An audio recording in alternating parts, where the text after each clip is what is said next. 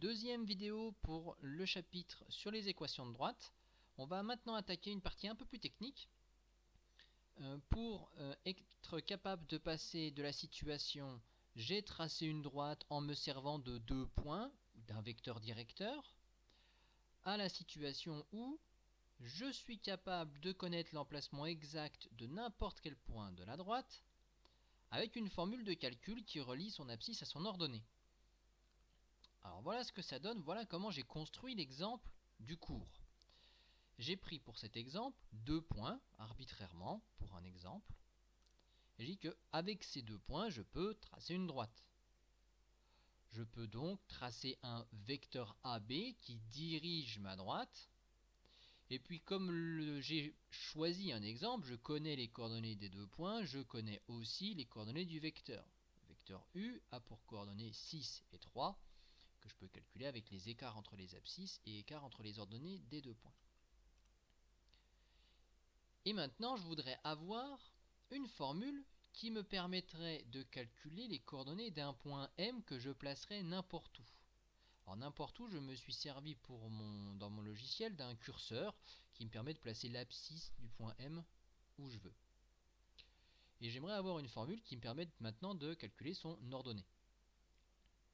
Donc, je vais continuer d'utiliser des vecteurs. Je vais créer un deuxième vecteur qui sera le vecteur AM, dont cette fois-ci les coordonnées vont changer à chaque fois que je déplace le point M sur la droite. Et je vais me servir de ce que je connais sur les vecteurs pour trouver une formule reliant l'ordonnée du point M à son abscisse. D'un point de vue calcul, c'est un petit peu plus compliqué sur les coordonnées du point M, parce que comme je ne sais pas à l'avance où va être placé mon point M, je ne peux exprimer mes coordonnées de vecteur qu'avec une variable. Je vais dire l'abscisse du vecteur AM, c'est l'écart entre l'abscisse de M et l'abscisse de A. L'écart entre un nombre x et 2. Et pour la coordonnée verticale, même chose. C'est l'écart entre l'ordonnée de M et celle de A. Donc c'est l'écart entre un nombre y et 3. Y moins 3. Mais alors maintenant que j'ai placé un point M quelque part sur la droite, j'ai deux vecteurs à ma disposition. Comme le point M est placé sur la droite, les trois points sont alignés, je sais que les deux vecteurs sont collinéaires. Donc, test de collinéarité, je sais que le déterminant des vecteurs U et V vaut 0. Ça, c'est mon cours sur les vecteurs et la collinéarité. C'est donc ce que je vais faire dans les calculs. Je rappelle les coordonnées du vecteur AM, donc l'écart entre une abscisse x et 2 et l'écart entre une ordonnée y et 3. Et je prends le vecteur U qui était le vecteur initial, le vecteur AB qui dirige la droite. J'effectue mon test de collinéarité en récitant ma formule de calcul et en sachant que le résultat du calcul sera 0 parce que les points sont alignés, les vecteurs sont collinéaires.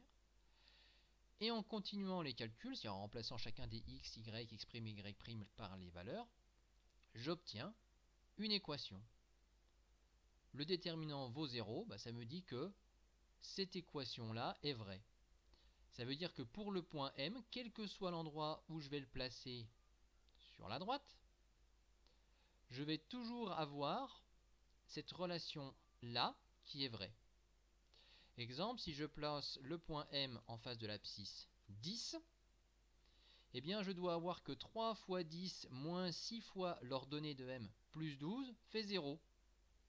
Si vous essayez de finir le calcul, vous vous rendrez compte que l'ordonnée c'est 7.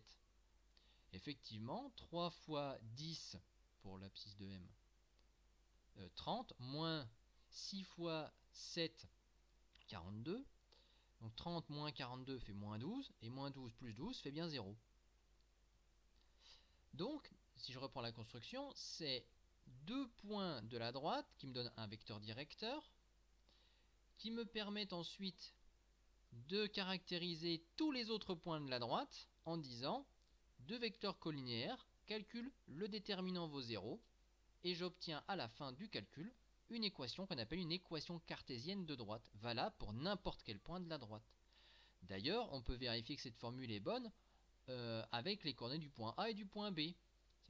mon calcul est correct, je ne me suis pas trompé si la réponse que j'obtiens, cette équation cartésienne, elle est valable pour les coordonnées du point A et les coordonnées du point B.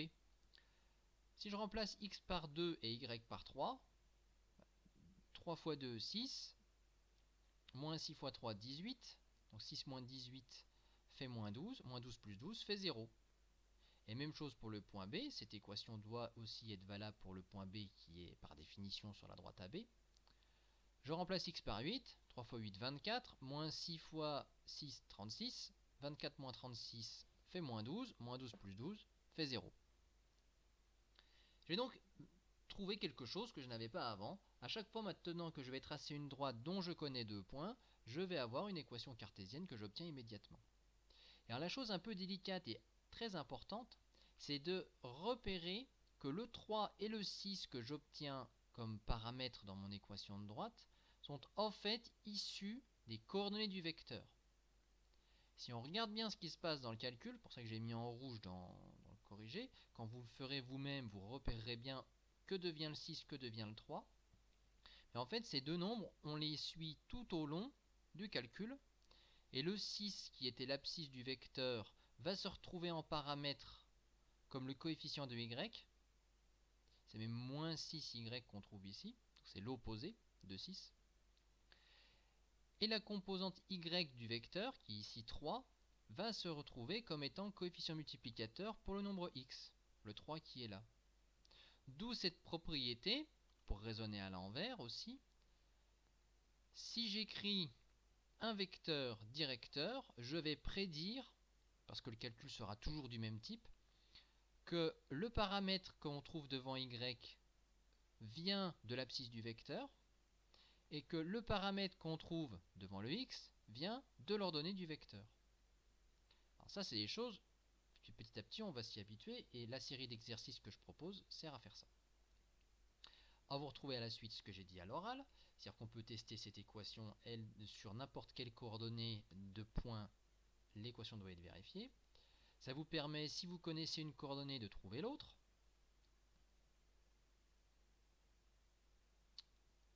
Et puis, en modèle de rédaction, vous retrouvez ici un exemple complet. Pour une droite dont on connaît 2 points, on écrit le vecteur directeur indiqué par ces 2 points. On place un point quelconque, M. Donc on écrit le vecteur AM avec des coordonnées qui ont une partie variable, x et y.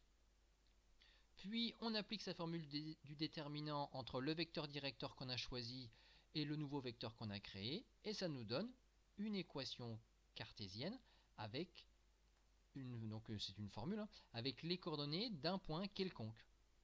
Et donc cette formule-là est valable pour n'importe quel point de la droite. Ça nous permet de placer des points n'importe où sur la droite. Donc c'est à vous d'essayer de faire la même chose pour retrouver les résultats qu'il y a dans la version complétée. Et ensuite, vous pourrez passer aux exercices indiqués sur la fiche de travail.